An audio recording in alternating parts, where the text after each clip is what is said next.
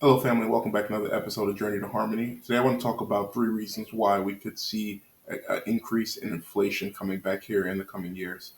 First reason overall is the cost of freight is set to increase. We've seen recently how the UPS workers have received a big reward overall for their possible strike that they were heading in. We know for a fact as the workers here for UPS have received their dollars, FedEx is likely to do the same in terms of asking for more money. Additionally, we can expect Amazon to continue to do the same. So all measures of transportation, how things are shipped, will be increased. As a result of the workers getting this increase, then we can expect that the overall company will look to pass this on to the workers. So the cost of meat, the cost of everything that we see on the shelves at stores will be increased. Who's going to be most affected if there are price increases? And then do those price increases get passed along, say, to the consumer who is buying goods from, let's say, Dollar General or whomever is using these? My notes correctly, you think there will be price increases because there's no other way that UPS can really pass along the extra cost or cut costs sufficiently to blunt the impact of the labor deal they made last week. Yeah, that's correct. The UPS network has been very efficiently run for a very long time. And what we saw in the tentative labor agreement that was reached last week is a fairly astronomical wage increase. And a wage increase of that magnitude, when wages and benefits occupy as much of UPS's cost to serve as they do, have to be passed along or compensated for. And passing them along really equates to a broad-based increase in prices, both for shippers and for us as consumers. All right, family. So we see there again that the deal got done with UPS and they were able to come up with a plan. Additionally, in terms of transportation, I'm not sure if you've noticed, but the price of gas has recently increased. And I'll go ahead and play a video here shortly about this. But something that we aren't talking about is that last year around this time, the gas prices were roughly about $4.33. I remember everyone taking pictures and complaining just about overall the cost of the price. What happened was President Biden released the strategic oil reserves, and that helped to reduce the overall price. I believe it was about 180 million barrels. He was able to let go of and to stimulate the overall price of gas, to help to bring that back. That's no longer in force right now. So what's happening is the overall reserves have been depleted to a point that hasn't been done in years. So the government's in the process right now of refilling that overall storage of oil, just in case of emergencies, basically an emergency savings account for the nation's oil. At the same time, OPEC, Saudi Arabia, Russia, all of these other nations who produce oil on a large scale are also in the process of cutting their overall supply. So the supply that we have from the strategic oil reserve has been reduced.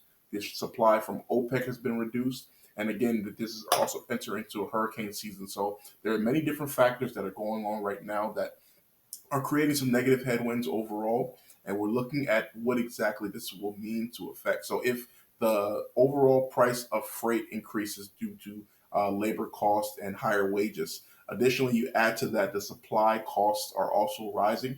These are double portions of why we can expect to see higher rates for transportation, which again means higher rates for your overall supply in the economy. The pump, because paying at the pump gas prices are on the rise.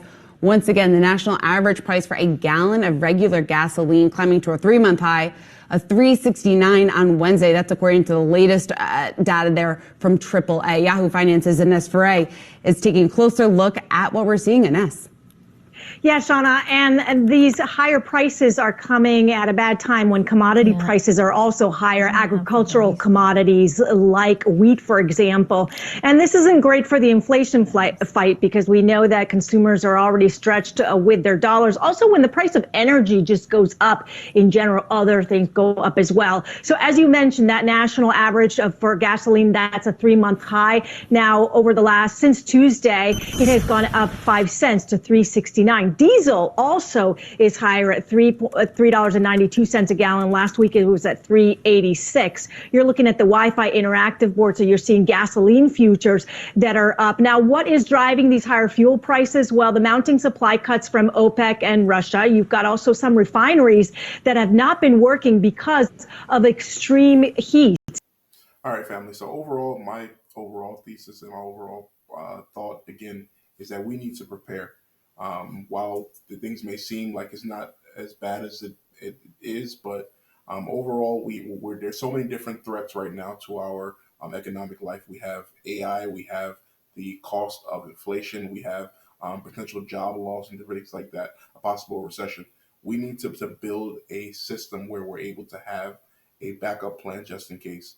If you don't, you should be starting a business. You should be getting second jobs. You should be learning new skills, different ways on how you can recession-proof yourself in your life and to prepare for a future economy that may look much different than what is it that we're doing right now.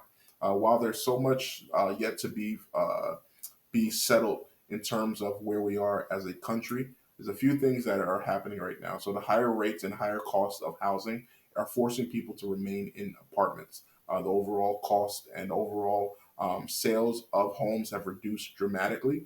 But what's happening is those who are on the sidelines are cleaning up debt. They're saving cash. They're preparing for a day to come where the prices of homes will reduce. My thought is that this is going to cause an additional tidal wave of funds to come in as people are waiting on the sideline with cash. They're going to be building up that stockpile. They're going to be advancing their careers. So you have an even greater force that will re-enter the market at some point, which will help to raise the cost of inflation. What are you doing right now to help to better yourself? What are your thoughts on this particular topic? Please comment below, like, share, and subscribe. Thank you so much for joining and have a blessed day.